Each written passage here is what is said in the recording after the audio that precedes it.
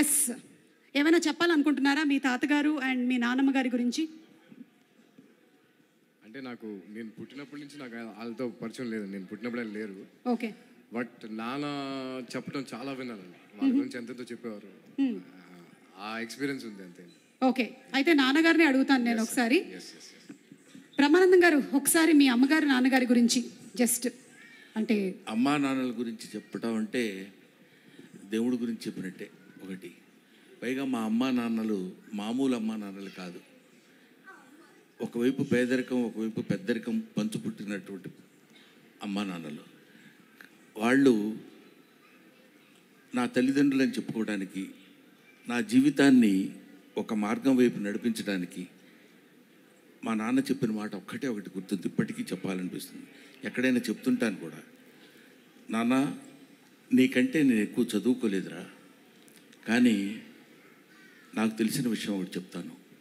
ఏంటంటే, ఒక మనిషి 18 రోజులు ఆహారం లేకపోతే చచ్చిపోతాడు నాన్న, కానీ 17 రోజుల వరకు don't stretch your hand to anybody.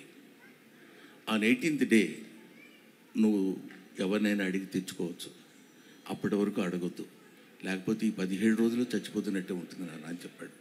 Still ఇవాళ వరకు ఎవరు నా జీవితంలో లెక్చరర్గా చేసిన దగ్గర నుంచి ఇప్పటి వరకు నేను అప్పు చేసి కానీ, అప్పు ఎప్పుడు తీరుస్తారని ఎవరిని అడగటం కానీ నాకు తెలియదు. అది మా నాన్న అమ్మ నాకు నేర్పినటువంటి ఒక అద్భుతమైన పాఠాలు. ఎన్నో పాఠాల్లో ఇదొక పాఠం. Thank you so much Brahmanandam గారు. రాజా గౌతమ్ గారి తాతగారిని అలాగే నానమ్మని చూసాము. మరి ఇప్పుడు ఒక్కసారి మనము బ్రహ్మానందం గారి మనవడిని మనవరాల్ని చూద్దామా? ఒరిజినల్ సినిమాలో కాదు, ఎక్కడ పిక్చర్ ప్లీజ్. అంటే గౌతమ్ వాళ్ళ పిల్లల తాతగారు. సార్, ఈ లైఫ్ ఎలా ఉంది సార్? మొన్ననే డిస్కస్ చేసాం మనం ఈ విషయం. వాళ్ళు చాలా మొహమాటం లేకుండా కొన్ని విషయాలు చెప్తారంట. ఏం చెప్తారు సార్? గుర్తుపెట్టుకున్నావా? బాగా గుర్తుపెట్టుకున్నాను సార్. ఇట్లాంటి బాగా గుర్తుంటాయి సుమా. అబ్బా సార్, ఒక్కసారి ఈ రోజు చిరంజీవి గారికి చెప్పకుండాలాగా ఆయనకి చెప్పుకోవడానికే సగం ఉంటాయి. దాన్ని ఏమంటారు, ఏంటో ఆయన గురించి ఏదైనా మాట్లాడటానికి 40 ఏళ్ల క్రితం భయం పడిపోయింది. అవునా? 40 ఏళ్ల క్రితం ఏం భయం పెట్టారు? భయపెట్టడం అంటే ఏంట్రా అని కాదు.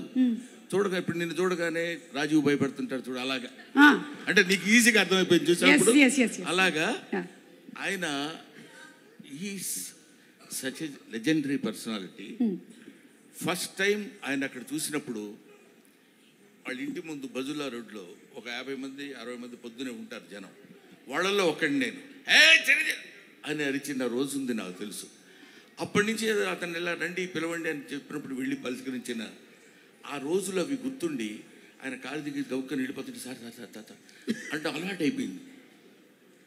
ఇప్పటికి 40 ఏళ్ళు అయింది ఆయనతో పరిచయం. అయినా అంటే పెద్ద మాటలు అనవసరమైన మాటలు మాట్లాడకూడదు కానండి, స్టిల్ భయమే సుమా. అది ఇలా మెచ్చుకుంటున్నా కూడా ఇలా చేయి పెడదాం ఉంటే భయం. ఏం మాట్లాడితే మళ్ళీ మిమ్మల్ని ఆ సినిమాలో లాగా ఫ్రిడ్జ్ లో దాచిపెడతారు. అది ఆయనకి నాతో పరిచయం చూసారా? ఆయనకి నాతో పరిచయం అంటే ఎంత దుర్మార్గమైన మాట అట్లా అనొచ్చా?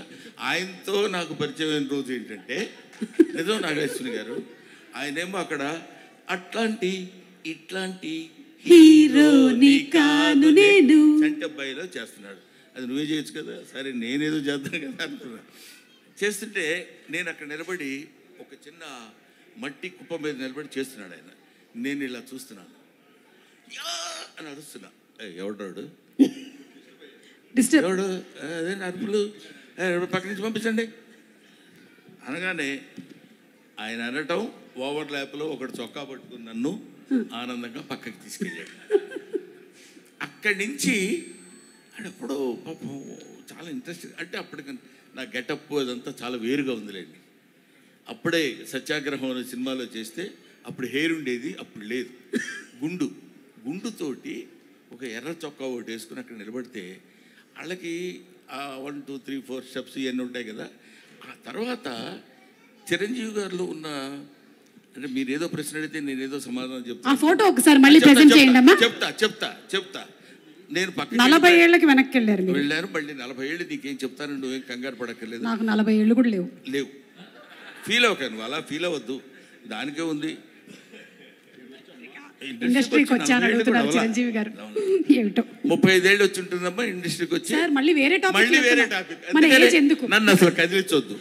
అక్కడ స్టార్ట్ అయ్యి మళ్ళీ వెంటనే పాప ఆ కుర్రాడిని నేను ఇలా అన్నానని దగ్గరికి పిలిచి, కాదు పోయి కొంచెం ఇట్లా చేస్తున్నప్పుడు డిస్టర్బ్డ్గా ఉంటుందమ్మా అందువల్ల అన్నానని చెప్పి ఆయన